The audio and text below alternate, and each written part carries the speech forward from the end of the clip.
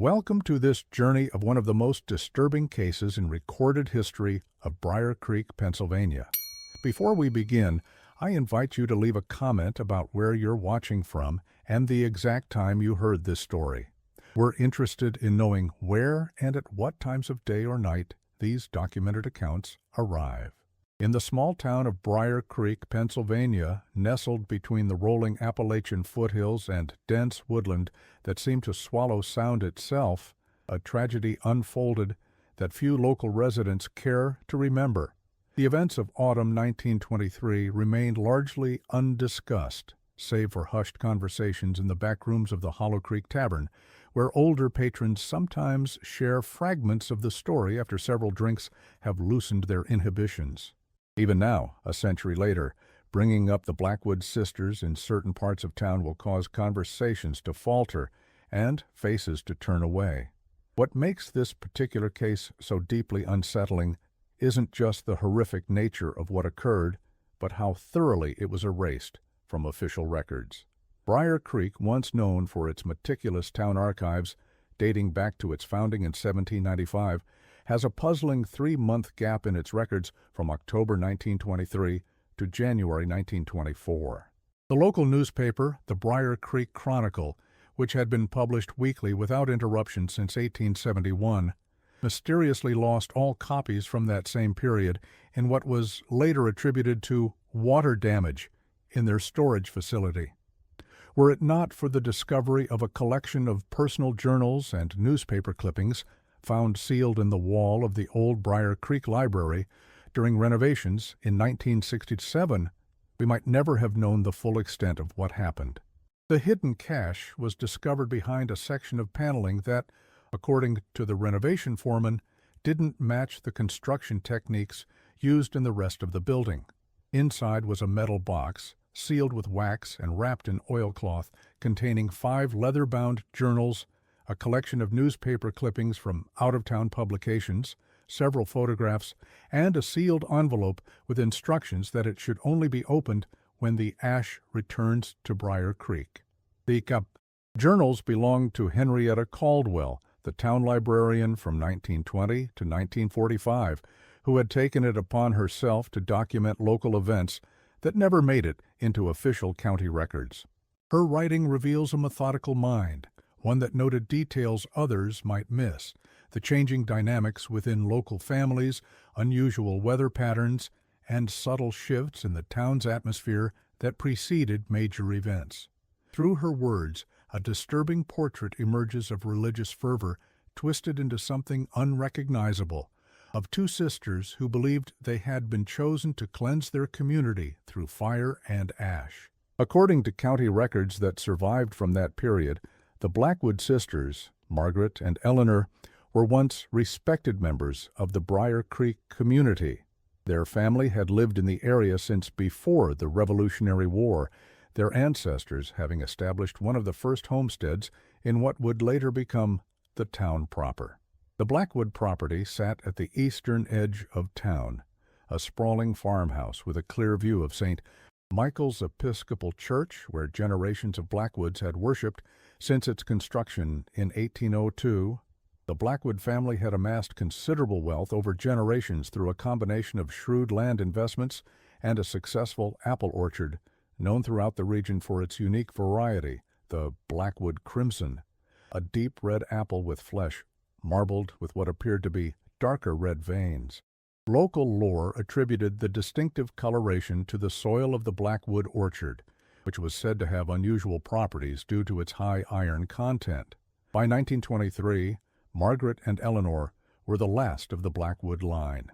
Their parents had died within months of each other in 1917, their father from heart failure, their mother from what was officially recorded as grief, but what Henrietta's journal suggests was a deliberate overdose of laudanum. The sisters inherited not only the family property and fortune, but also their position of quiet influence in the community.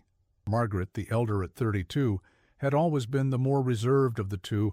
With her tall, angular frame and severe expression, she cut an imposing figure around town. She kept the family's financial records, managed their orchard, and rarely engaged in town gossip. Those who dealt with her in business matters described her as fair but unyielding, with a piercing gaze that seemed to evaluate not just your words, but the worth of your very character. Eleanor, 4 years younger, provided a stark contrast to her sister with her warm smile and vibrant personality. Where Margaret was all harsh lines and winter frost, Eleanor was summer sunshine and gentle curves. She taught at the local school 3 days a week, organized the annual Harvest Festival, and was known to bring baskets of Blackwood crimsons to families struggling through hard times. Children adored her, and young men harbored quiet infatuations that never seemed to progress, perhaps due to Eleanor's apparent lack of interest, or perhaps, as some suggested, due to Margaret's intimidating presence. Neither sister had married, which wasn't particularly unusual for the time, especially for women of means who had no economic necessity to find husbands. Still, there had been speculation over the years. Some said Margaret had once been engaged to a young man who died in the Great War. Others whispered that Eleanor had been seen walking arm in arm with the previous reverend's daughter in ways that suggested more than friendship. But such rumors remained just that, quiet speculation that never reached the sisters' ears. What was unusual, however, was their gradual withdrawal from community life in the months following the arrival of Reverend Isaiah Porter to St. Michael's in the spring of 1922. Porter came to Briar Creek from somewhere out west. The specifics were never clear, replacing the beloved Reverend Simmons, who had retired after 30 years of service. Porter was, by all accounts, a striking figure. Tall and lean, with a shock of prematurely white hair despite being only in his early 40s, he carried himself with a confidence that bordered on arrogance. Henrietta described him in her journal as a man with eyes that seemed to look through rather than at you, as if searching for something beneath your skin. His sermons quickly divided the congregation of St. Michael's. Some found his intensity inspiring, his focus on divine judgment and purification, a welcome change from Reverend Simmons's gentler homilies on community and compassion. Others were disturbed by what one church elder called his unseemly fixation on the cleansing properties of fire. The Blackwood sisters fell firmly into the former category. From Porter's very first sermon, a thunderous discourse on the refiner's fire from the book of Malachi, they had been captivated. Henrietta noted that after services, while most parishioners filed out quietly, the sisters would linger to speak with Porter at length. Within weeks they had become his most devoted followers, inviting him to the Blackwood home for private theological discussions and contributing generously to church projects he initiated. By summer, the sisters' behavior had begun to change in subtle but noticeable ways. They attended every service and church function, arriving early and leaving late. But their interaction with other parishioners dwindled. Margaret, never particularly sociable, now barely acknowledged greetings from townspeople she had known her entire life. Eleanor resigned from her teaching position and withdrew from organizing the Harvest Festival, citing a need to focus on matters of spiritual importance. Henrietta's journal entry from June 18, 1922, reads, "Encountered Eleanor Blackwood at Miller's General Store today. Her appearance was markedly altered, her vibrant dresses replaced by a severe black garment that covered her from neck to ankle. When I inquired after her health, her response was oddly detached, as if speaking to me from across a great distance. 'I have never been better, Miss Caldwell,' she said, 'for I have found true purpose.' Her eyes, once so warm and expressive, now hold the same unsettling intensity I have observed in Reverend Porter. I find myself troubled by this transformation. By winter of 1922, the sisters rarely appeared in town except for Sunday services, and even then they would leave immediately after, without engaging in the customary socializing on the church steps. Their isolation might have continued unremarked upon had it not been for a series of unusual incidents that began to occur in and around St. Michael's. In January 1923, the church custodian reported finding strange symbols drawn in ash on the floor of the vestry. The marks were cleaned away, but appeared again the following week. In February, several parishioners complained that pages had been removed from prayer books, specifically pages containing prayers for protection against evil. And in March, a small fire broke out in the church basement, damaging stored hymnals and communion linens. Though quickly extinguished, the fire's origin could not be determined, and curiously, the damaged items were arranged in what appeared to be a deliberate pattern resembling a cross. These incidents coincided with reports from those living near the Blackwood property of unusual activities. Lights moving through the orchard at night, the sound of multiple voices chanting after midnight, smoke from the chimney at odd hours, carrying a peculiar acrid scent that caused livestock in neighboring farms to grow agitated. Things might have continued in this unsettling but manageable fashion had it not been for the events of July 1923. According to church records that survived, the Council of Elders called an emergency meeting on July 7th to discuss concerns about Reverend Porter. Though the minutes of this meeting were later destroyed, Henrietta's journal contains an account shared with her by Elder Thomas Harrison, who had been present. The concerns were numerous and troubling. Porter had been conducting private prayer sessions with select parishioners, including the Blackwood Sisters, focusing on what he called purification rituals, involving fire and ash. His sermons had grown increasingly apocalyptic, suggesting that divine judgment was imminent and would come in the form of flame. Most disturbing were reports from several young women in the congregation who claimed Porter had invited them to private cleansing ceremonies that made them deeply uncomfortable, though none would elaborate on the specifics. The result of this meeting was the immediate dismissal of Reverend Porter. On July 8th, he was informed that his services would no longer be required, and he was asked to vacate the church parsonage by the end of the week. According to Elder Harrison, Porter received this news with an unnerving calm, simply nodding and saying, "The seed is already planted. The fire will come regardless." Porter departed Briar Creek on July 10th, apparently heading west once more. The church records note that a modest severance was paid and his forwarding address was listed as a post office box in Chicago. However, when church elders later attempted to contact him regarding items left behind in the parsonage, their letters were returned as undeliverable. The Blackwood Sisters' reaction to Porter's dismissal was immediate and severe. On July 11th, they arrived at Elder Harrison's home, demanding an explanation. Harrison's wife later told Henrietta that Margaret had threatened divine retribution for what she called silencing God's true voice, while Eleanor had stood silently by, smiling in a way that Mrs. Harrison found profoundly disturbing, like someone watching a play they've already seen and anticipating a shocking scene that is about to unfold. The following Sunday, July 15th, marked the first sermon of Reverend Thomas Ellsworth, hastily appointed from a neighboring parish to fill the vacancy. Ellsworth represented everything Porter was not: measured, pragmatic, and focused on community building rather than fire and brimstone. His inaugural sermon on the importance of working together to strengthen the church community was well received by most, with two notable exceptions. The Blackwood Sisters sat stone-faced through the entire service. When communion was offered, they remained seated while others filed forward. And when Reverend Ellsworth greeted parishioners at the door afterward, the sisters walked past him without acknowledgement, Margaret's face a mask of contempt, Eleanor's bearing that same unsettling smile. They never returned to St. Michael's for regular services after that day.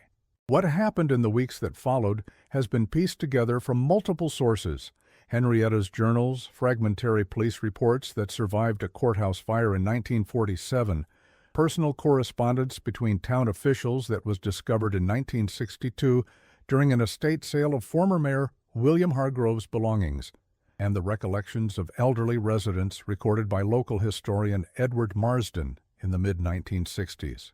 The sisters began to receive visitors at their home, former members of the congregation who had also been close to Reverend Porter. These gatherings were small at first, just 3 or 4 people meeting in the evening hours, But by September, neighbors reported seeing as many as 15 individuals arriving at the Blackwood property every Wednesday and Sunday night. Josephine Miller, whose farm bordered the Blackwood property, kept detailed records of these gatherings, noting the attendees she recognized. Among them were several prominent members of the community: Harold Winters, the town pharmacist, Rebecca and Samuel Turner, who owned the largest grain mill in the county, Dr. James Whitaker, a physician who had served the community for over 20 years, and perhaps most surprisingly, Dorothy Simmons, the daughter of the former reverend. In a letter to her sister in Philadelphia dated September 28, 1923, Miller wrote, "I fear something unwholesome has taken root next door. Last night I saw them in the orchard, walking between the trees with lanterns, their voices rising and falling in a rhythm that made my blood run cold. They were speaking words I couldn't understand, but the tone was of people who believe they are speaking directly to God, or perhaps something else entirely. The Turners' eldest son, who was always such a polite boy, looked at me across the property line this morning with such hatred that I scarcely recognized him. Something is changing these people, and I confess I have begun keeping my doors locked, even during daylight hours." Another witness to these gatherings was 17-year-old Albert Green, who worked as a stable hand for Mayor Hargrove. Years later, in 1965, he gave an account to Edward Marsden of what he had seen while retrieving a stray horse that had wandered onto Blackwood land one September evening. "I was just a boy, didn't know nothing about what was really going on, but what I saw that night, it ain't never left me. They was in a clearing in the orchard, all of them standing in a circle. The Blackwood sisters was in the middle, tending a fire in some kind of metal basin. They was all dressed in black, even their faces was darkened with something. Miss Eleanor, she was reading from a book, something that sounded like church talk, but wrong somehow, the words all twisted up, and Miss Margaret, she was taking something from each person, a lock of hair it looked like, and throwing it in the fire. Each time she did, the flames would jump up all blue and green for a second. Then they all started moving around the fire, real slow at first, then faster and faster, all of them chanting. The fire kept getting higher, though nobody was adding wood to it. And the smell, not like normal wood smoke, made my eyes water and my throat burn even from where I was hiding. The worst part was their faces. In the firelight, they all looked the same somehow, like they was wearing the same expression. Not happy, not sad. Just empty, like there wasn't nobody home behind their eyes, except they was all smiling in a way that made my skin crawl. I was about to run when Miss Eleanor suddenly stopped and looked right at where I was hiding. Couldn't have seen me, it was too dark, but she pointed and said something. Then they all turned and looked. I didn't wait to see more. I ran all the way back to town without the horse. Told the mayor what I saw, but he just said to keep quiet about it, that the Blackwoods were an old family and respected in the community, said I'd probably just seen them having a bonfire and got spooked. But I know what I saw. And the next morning, that horse came back on its own, walking funny like it was hurt. Had a mark on its flank, looked like a cross burned into the hide. The situation might have continued as a mere curiosity, disturbing but ultimately private, had it not been for the events of October 12th, 1923. According to the only surviving police report, officers were called to the Blackwood property after a passerby reported seeing unusually large flames in the orchard that threatened nearby properties. In the flames, personal possessions were being consumed: books, clothing, family photographs, jewelry, and what one officer described as family heirlooms of considerable value. When questioned, Margaret reportedly told the officers they were purifying themselves of worldly attachments in preparation for the coming transformation. The report notes that while her words were concerning, no laws had been broken. The fire was controlled and on private property, so the officers left with only a warning about fire safety during the dry autumn season. When they arrived, they found Margaret and Eleanor Blackwood standing beside a massive bonfire, surrounded by a circle of their followers. Deputy Frank Morris, however, lingered longer than his colleagues, troubled by what he had witnessed. In a personal journal discovered among his effects after his death in 1951, he wrote, "Official report notwithstanding, what I observed at the Blackwood property disturbs me greatly. The participants were in a state I can only describe as ecstatic delirium, their eyes unfocused, movements jerky and unnatural. Several bore fresh burns on their hands and forearms that they seemed not to notice. Most troubling was the behavior of Dr. Whitaker's wife, Catherine. As I was leaving, she approached me, her face streaked with ash and what appeared to be blood. She grasped my arm with surprising strength and whispered, 'We're burning away the old flesh to make room for the new. Soon we'll all be purified in the holy fire.' Her eyes were dilated fully despite the brightness of the flames, and her skin was hot to the touch, as if feverish. When I suggested she might need medical attention, she laughed in a manner that raised the hairs on my neck and said, 'The fire heals all wounds. The ash remembers what the flame purifies.' I have submitted my official report, but feel compelled to keep a private record of these events should they escalate further. There is something deeply wrong in that house, and I fear it may spread beyond their property if left unchecked." 3 days later, on October 15th, Reverend Ellsworth reported to Sheriff James Donovan that someone had broken into St. Michael's and vandalized the vestry. Church records had been scattered, prayer books defaced with strange symbols drawn in what appeared to be ash mixed with some reddish substance. And most disturbing of all, a crude altar had been erected in the center of the room. This altar, constructed from broken pieces of church furniture, was topped with a cross formed entirely of ashes, still warm to the touch when discovered, suggesting the vandalism had occurred shortly before the Reverend arrived that morning. No accusations were made publicly, but Henrietta's journal entries suggest that suspicion immediately fell on the Blackwood sisters and their followers. Sheriff Donovan questioned the sisters, but found no evidence linking them to the vandalism. They had, by all accounts, been at home hosting another of their gatherings the night of the break-in, with multiple witnesses to vouch for their whereabouts. During this questioning, Deputy Morris noted several disturbing details about the Blackwood home: the distinct absence of mirrors in any room, strange markings carved into doorframes and windowsills, and a persistent smell of smoke that seemed to cling to the furniture and draperies, despite no fire burning in the hearth that mild October day. Most unsettling was Morris's description of the sisters themselves. "Their physical appearance has altered significantly since I last saw them in town several months ago. Both have lost considerable weight, their faces gaunt, with deep shadows beneath their eyes. Their movements are strangely synchronized, as if each knows what the other will do before it happens. When one speaks, the other mouths the same words silently.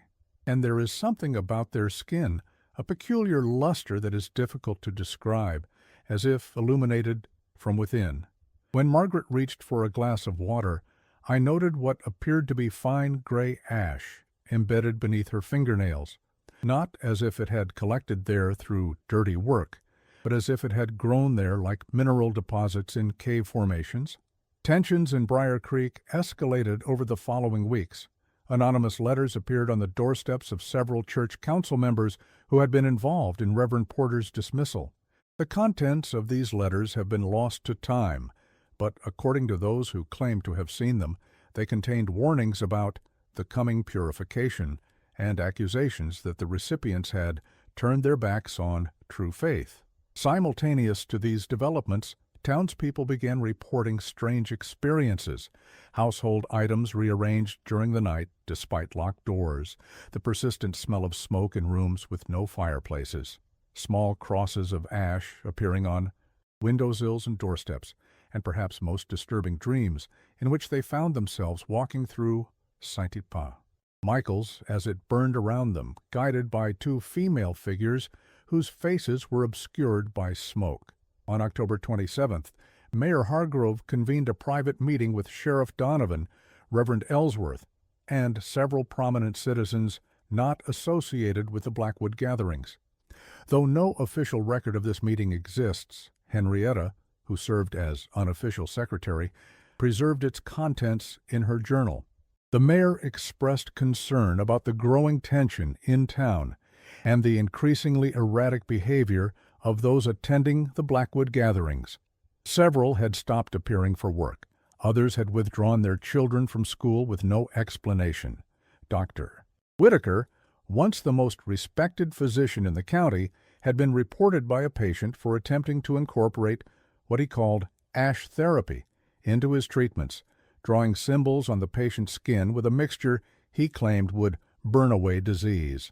Sheriff Donovan admitted that, while disturbing, none of these activities had yet crossed into illegality that would justify official intervention.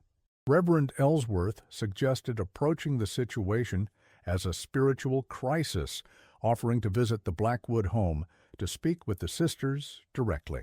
Mayor Hargrove, ever mindful of political considerations, reminded everyone that the Blackwoods were among the founding families of Briar Creek and still controlled significant property and financial assets. Any action against them would need to be handled delicately. The meeting concluded with a tentative plan. Reverend Ellsworth would attempt to engage with the sisters, accompanied by Sheriff Donovan for safety. Meanwhile, the mayor would quietly research legal options should the situation deteriorate further. This plan would never be implemented. The following day, October 28th, Reverend Ellsworth's housekeeper found him unconscious in his study, an empty bottle of communion wine nearby. Though initially suspected to be simple overindulgence, the Reverend's condition worsened over the next 2 days. He experienced vivid hallucinations, speaking in what witnesses described as tongues of fire, and attempting to draw symbols in ash from the fireplace on his own skin. Dr. Whitaker was called to attend him, but was found to be in a similar state at his own home. A physician from the neighboring town of Millfield was summoned, but by the time he arrived on October 30th, Reverend Ellsworth had recovered sufficiently to refuse examination. He insisted he had merely suffered from exhaustion and perhaps food poisoning, though his housekeeper noted his continued strange behavior, avoiding mirrors, speaking in whispers to empty rooms, and spending hours staring at the fireplace, occasionally reaching out as if to touch the flames. On the night of October 31st, 1923, a date that would later take on particular significance, 3 separate incidents occurred that would forever change Briar Creek. First, while Reverend Ellsworth was conducting an evening service, sparsely attended as many parishioners had elected to remain home on what was already becoming known as a night for mischief and superstition, his residence was broken into. Nothing was stolen, but every mirror in the house was found smashed, with ash from the fireplace used to draw symbols on the walls that, according to the Reverend's statement to police, resembled perverted versions of Christian iconography, as if someone had deliberately corrupted sacred symbols into something profane. Second, Mayor Hargrove woke to find his prize horses, 3 purebred Arabians valued at more than most townspeople earned in a year, missing from their stable. They were discovered the next morning in the town square, unharmed but branded on their flanks, with crosses that appeared to have been created using hot ash. The horses were agitated, refusing to be approached by anyone, including their longtime grooms. When finally corralled, they were found to be unnaturally warm to the touch despite the autumn chill, as if they were running high fevers. And third, most significantly, St. Michael's Episcopal Church erupted in flames shortly after midnight. The fire spread with such ferocity that despite the best efforts of the town's volunteer fire brigade, the structure was reduced to smoldering ruins by dawn. The speed and intensity of the blaze defied explanation. The stone and timber building, which had stood for over a century, was consumed in less than an hour. Firefighters reported other strange characteristics. The flames burned with unusual colors, deep blues and violets among the normal oranges and reds. The smoke seemed to form patterns as it rose, described by several witnesses as resembling processions of robed figures. And perhaps most disturbing, many reported hearing what sounded like singing coming from within the inferno, a chorus of voices raised in perfect, terrible harmony. In the immediate aftermath, as townspeople gathered to survey the destruction in the gray light of dawn, witnesses reported seeing Margaret and Eleanor Blackwood watching from the periphery of the crowd. Curiously, the fire remained contained to the church itself, not spreading to nearby structures, despite a steady wind that should have carried embers to adjacent buildings. According to Henrietta Caldwell, who was present, the sisters showed neither shock nor grief, but rather a calm satisfaction that chilled me more than the morning air. They stood perfectly still amid the chaotic movement of the crowd, their black clothing unmarked by ash, despite the fact that soot was settling on everyone present. When Margaret caught me watching them, she nodded once, as if confirming something we both understood. Eleanor simply smiled, that same serene, knowing smile that had replaced her once warm expression. Then, in perfect unison, they turned and walked away, leaving no footprints in the layer of ash that covered the ground. Sheriff Donovan brought the sisters in for questioning later that day. What transpired during that interrogation remains largely unknown, as the official records were among those destroyed in the 1947 courthouse fire. However, Henrietta's journal contains a second-hand account from Deputy Morris, who claimed that the sisters freely admitted to starting the fire but insisted they had done so under divine instruction to cleanse the corruption that had infiltrated the house of God. According to Morris, Margaret spoke in a calm, measured tone throughout the questioning, as if explaining something simple to a child. The fire doesn't destroy, Sheriff. It transforms. What appears as destruction to the uninitiated is merely the first step in purification. The ash remembers what the flame purifies. And now that the false temple has been cleansed, we can begin the true work. When asked about their specific method of starting the fire, Eleanor reportedly laughed, a sound Morris described as like glass breaking inside a furnace, and said, "We didn't need torches or oil, Sheriff. The fire comes when it's called by those who understand its true nature. We merely opened the door and invited it in." Most disturbing were reports that emerged later about the sisters' appearance during questioning. Multiple witnesses who saw them being led into the sheriff's office described dark smudges on their foreheads and hands that looked like ash but could not be washed away. Deputy Morris would later tell Henrietta that when he attempted to take their fingerprints, the sisters' fingertips left burns on the paper rather than ink impressions. Sheriff Donovan, a practical man who had little patience for what he called superstitious nonsense, ordered the sisters held in the county jail while awaiting formal charges of arson and possibly murder, as there were unconfirmed reports that Sexton Edward Fleming may have been in the church when the fire started. His remains were never identified among the ashes, leading some to speculate he had fled town, while others insisted he had been consumed completely in the supernatural heat of the blaze. The sisters were placed in the most secure cell in the jailhouse, a small room with stone walls, a heavy iron door, and a single small window set high in the wall and secured with iron bars. 2 deputies were assigned to guard them at all times, with strict instructions that no one was to communicate with the prisoners except the sheriff himself. They would never face trial. On the morning of November 3rd, Deputies Morris and Gardner arrived for the morning shift to find the cell empty. The door remained locked, the window intact. The only evidence of the sisters' former presence was a perfect cross of ash on each of their cots, still warm to the touch according to Morris's report, and a message written in ash on the stone wall. "The fire has called us. We have answered. The ash remembers."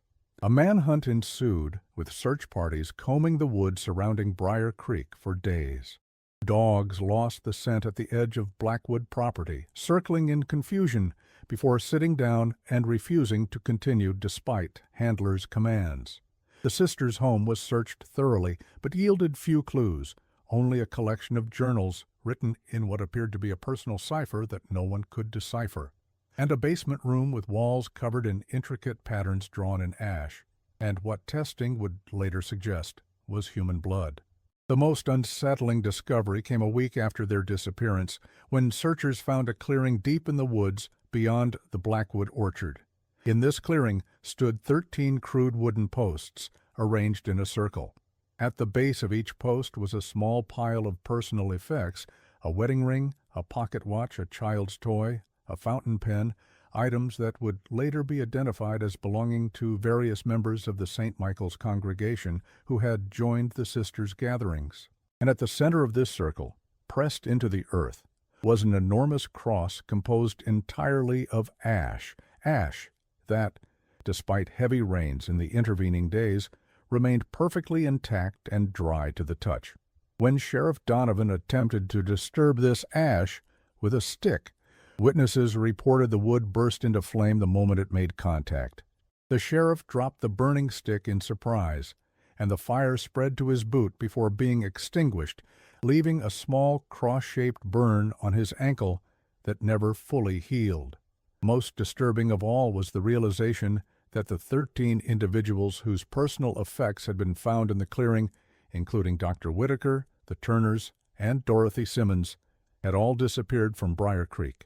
A check of their homes revealed scenes of ordinary life interrupted: meals left half-prepared, beds still made, no clothing or valuables missing, as would be expected if they had fled.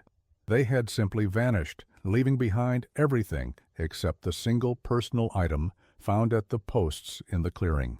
The search for the Blackwood sisters officially ended on November 17, 1923, when Sheriff Donovan declared them presumed dead, suggesting they had likely fled into the mountains and perished from exposure as winter set in. This explanation satisfied those eager to put the disturbing events behind them, but others remained unconvinced.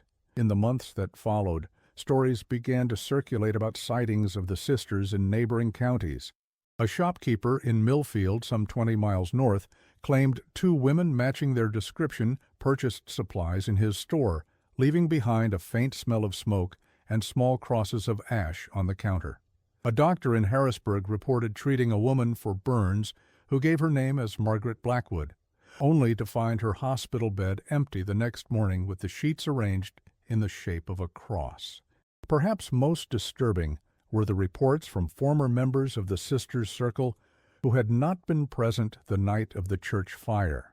5 individuals who had attended previous gatherings but broke ties with the sisters in the weeks before, the arson reported experiencing the same dream on the night of November 21st. The Blackwood sisters standing in their bedrooms, watching them sleep, their eyes replaced by smoldering coals. Each awoke to find a small cross of ash on their pillow. By spring of 1924, Briar Creek had begun the process of rebuilding both St. Michael's Church and the community's sense of normalcy. Reverend Ellsworth, who had recovered from his strange illness but was left with a noticeable tremor in his hands and a tendency to stare into fires, oversaw the construction of a new, modest church building on the site of the old one. The congregation, though reduced in size, seemed eager to move forward. Yet subtle changes remained. Henrietta noted that many in town now kept a small container of salt by their doors and windows, an old folk remedy said to ward off evil. The new church was built without a basement or vestry, contrary to the original plans, and no one would set foot on the former Blackwood property, which remained abandoned, the house slowly reclaimed by nature as the years passed. The orchard, once famous for its Blackwood crimsons, withered and died within a year, the trees blackening as if burned from within, though no fire had touched them. Most telling was the town's response to ash. New ordinances required that fireplaces be cleaned regularly with the ash disposed of in specific ways, mixed with salt, never used for fertilizer, and buried rather than scattered. Children were taught never to draw in ash or play with it, and on the anniversary of the church fire, the town instituted a tradition that continues to this day. Every fireplace in Briar Creek is extinguished completely, the ash removed and buried in a communal pit on the outskirts of town in a solemn ceremony overseen by the current minister of St. Michael's. In 1937, during a particularly harsh winter, the old Blackwood house finally collapsed under the weight of snow.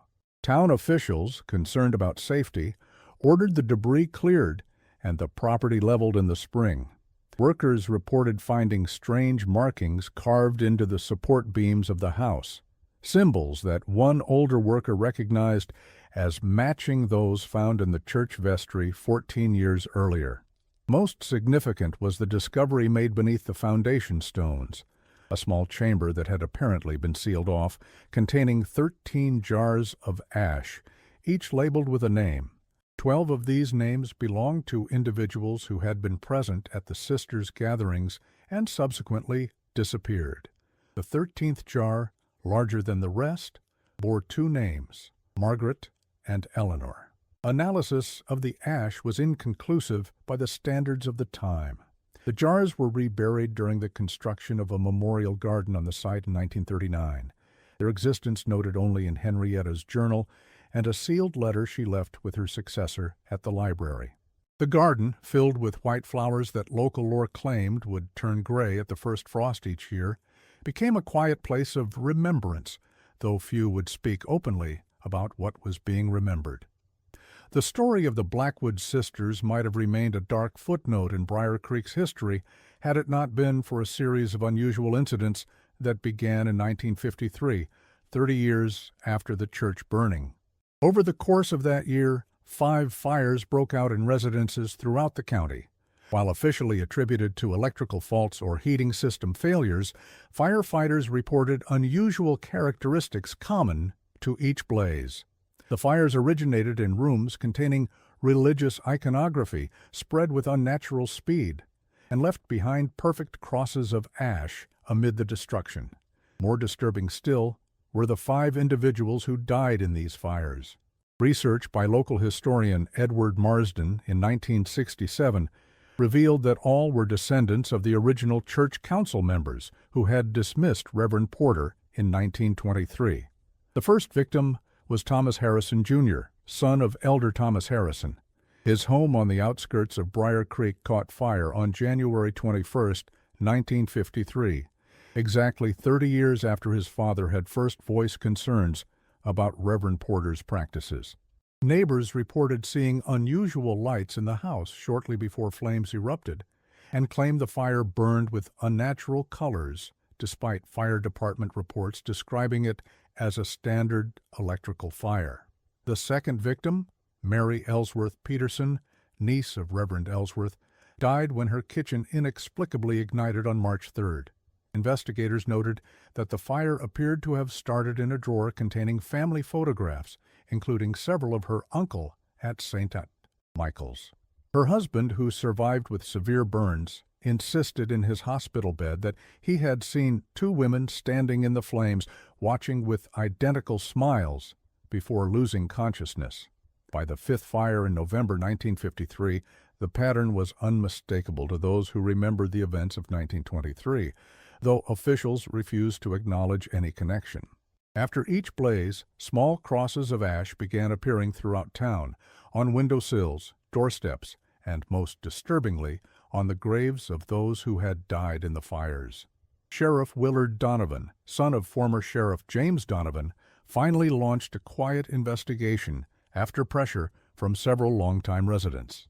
According to his private notes, discovered among his effects after his death in 1965, he consulted with experts from the state police and even brought in a professor of religious studies from the university in Philadelphia. None could explain the consistent pattern of the ash crosses or why they could not be dispersed by wind or rain. In 1957, during the construction of a new subdivision near the old Blackwood property, workers uncovered what appeared to be a mass grave containing the remains of 13 individuals.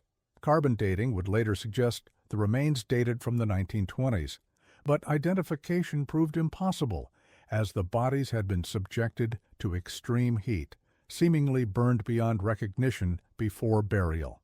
What made this discovery particularly unsettling were 2 factors. First, the bodies were arranged in a perfect circle, with feet pointing outward and heads toward the center. And second, Despite the extreme burning evident in the remains, the soil surrounding them showed no signs of fire damage. It was as if the bodies had been burned elsewhere and then carefully arranged in this formation. Most disturbing was the complete absence of dental work or metal objects typically found with human remains. No fillings, jewelry, buttons, or belt buckles. Everything except bone had been consumed, and even the bones themselves had a peculiar ashen quality that forensic experts found difficult to explain. The remains were eventually reburied in a common grave in the Briar Creek Cemetery, marked only with a simple stone reading Unknown 1923. The mayor at the time, Richard Hargrove, grandson of William Hargrove, insisted that there was no conclusive evidence linking these remains to the Blackwood case, and urged the town to let sleeping dogs lie. The developer abandoned the subdivision project shortly thereafter, citing soil instability issues, and the land remains undeveloped to this day.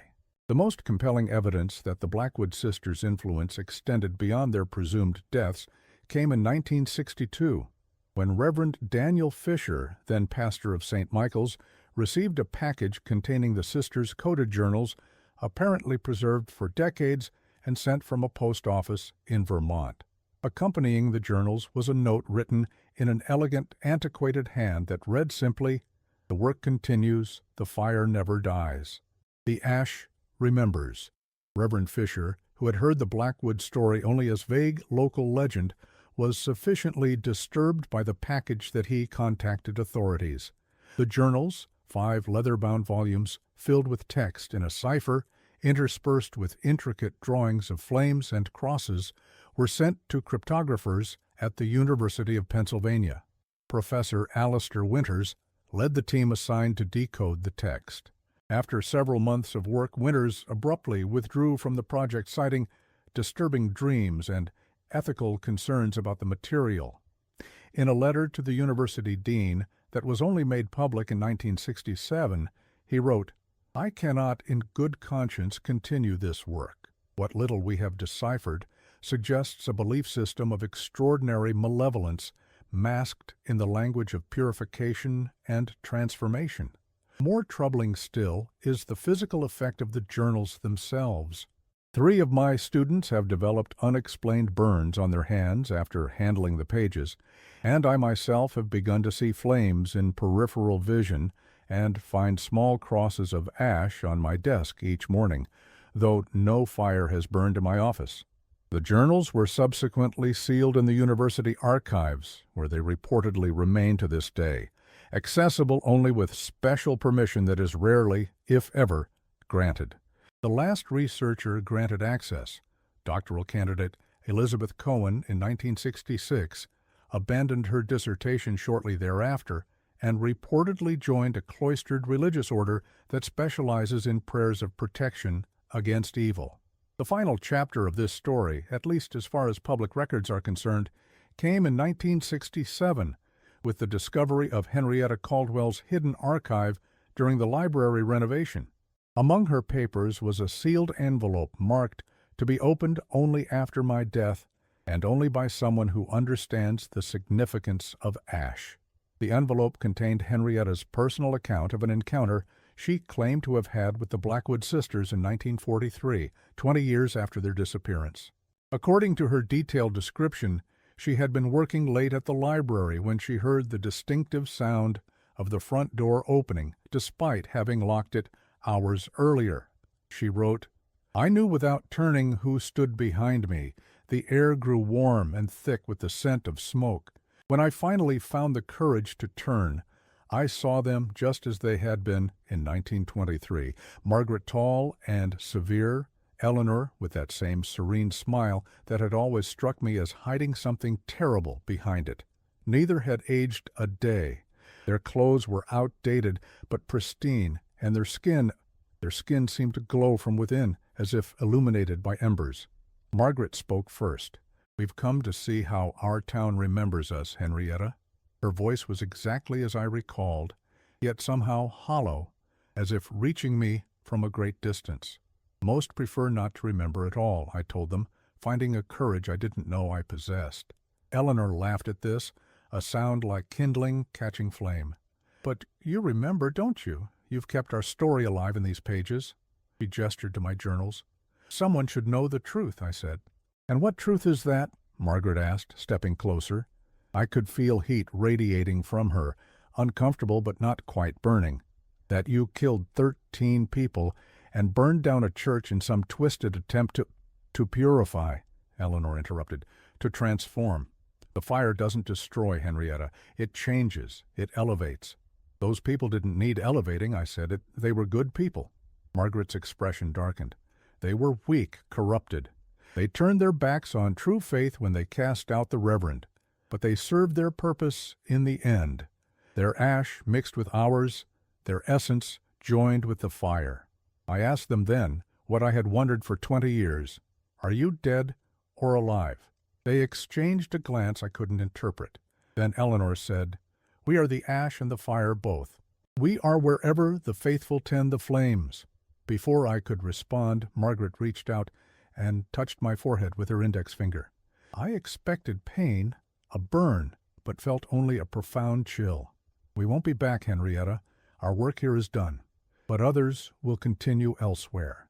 The fire never truly dies."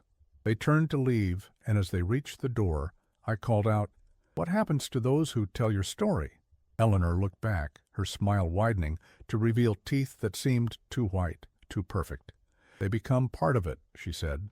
And then they were gone, leaving behind only the lingering smell of smoke and a small cross of ash on my desk that I could not bring myself to disturb. Henrietta Caldwell died peacefully in her sleep 3 days after recording this account, at the age of 82. The medical examiner noted nothing unusual in her death beyond a curious mark on her forehead that resembled a cross, attributed at the time to pressure from betting.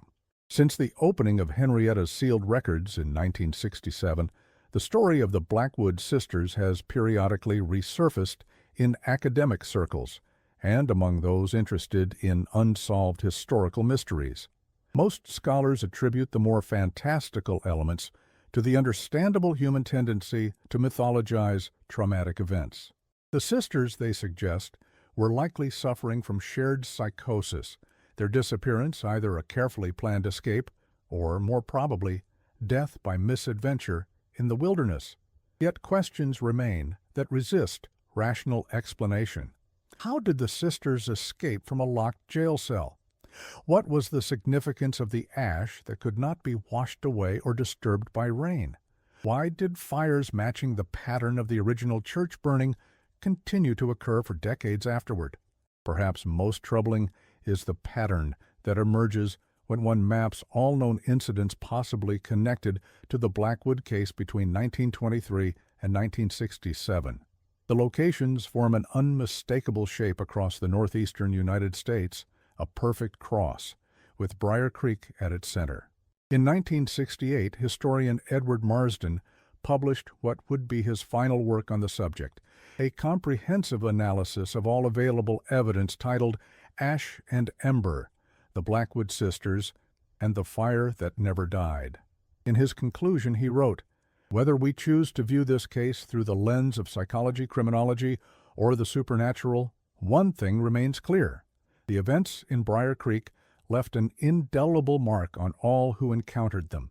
The sisters may be gone, if indeed they ever truly left, but their legacy continues to cast shadows as long and dark as those thrown by flames against the walls of a burning church on an October night long ago." Marsden himself became part of the mystery shortly after his book's publication. He disappeared while researching a follow-up work reportedly traveling to Vermont to investigate the source of the package containing the sisters' journals. His car was found abandoned near the Green Mountains, the interior dusted with what local authorities described as a fine gray powder arranged in patterns across the seats and dashboard. To this day, no trace of Marsden has been found. His research notes, however, were discovered nearly a year later, mailed to his publisher from a post office in Briar Creek, a town Marsden had not visited in months before his disappearance. The final page of these notes contained just 3 lines. I understand now. The ash is not the end. It's just the beginning. Following Marsden's disappearance, several other researchers attempted to pick up where he left off, with disturbing results. Professor James Wilson of Columbia University suffered a mental breakdown while reviewing Marsden's notes in 1969 and was institutionalized after attempting to burn down his own office. Before being sedated, he reportedly told campus security that he needed to purify the corruption and that the sisters had shown him the way. In 1972, graduate student Patricia Lambert traveled to Briar Creek to conduct interviews with elderly residents who might remember the original events. 3 days into her research, she checked out of her motel, leaving behind a journal filled with increasingly paranoid entries about being watched by women in the flames of her room's heater. The final entry read simply, "They're calling me to the orchard tonight. I have to go. The ash is waiting." Lambert was never seen again, though hikers occasionally report seeing a woman matching her description walking among the ruins of the Blackwood Orchard at dusk. Perhaps most disturbing was the case of filmmaker Robert Chambers, who in 1975 began production on a documentary about the Blackwood case. After just 2 weeks of filming in and around Briar Creek, production was halted when 3 crew members were hospitalized with identical burn patterns on their hands, perfect crosses that doctors could not explain. Equipment malfunctions plagued the production. Cameras would overheat without explanation. Audio recordings contained inexplicable sounds described as chanting or whispering, and film developed from days of shooting showed strange artifacts, what appeared to be 2 female figures standing in the background of shots where no one had been present during filming. Chambers abandoned the project after his own home in New York burned down while he was away, destroying all the footage gathered thus far. Fire investigators found the point of origin to be Chambers' desk, where he had been reviewing his research notes. In the ashes, a perfect cross was found intact amidst the destruction. By the late 1970s, local officials in Briar Creek had grown so concerned about the pattern of misfortune befalling those who investigated the case that they took extraordinary steps to discourage further research. The County Historical Society removed all mention of the Blackwood sisters from their records. The section of the cemetery where the unidentified remains had been buried was landscaped over and repurposed as a memorial garden for war veterans. And the town council passed an ordinance prohibiting unauthorized historical research without specific permission, a law that remains on the books today, though rarely enforced. Visitors to Briar Creek today will find little acknowledgement of these events. The memorial garden on the former Blackwood property was paved over for a parking lot in the 1970s. St.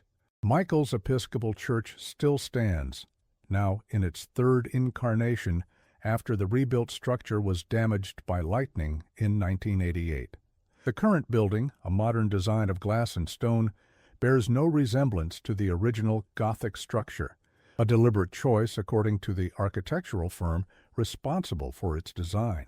Only one official recognition of the story exists, a small plaque in the town cemetery commemorating the tragic fire of 1923 without mentioning the Blackwood sisters by name.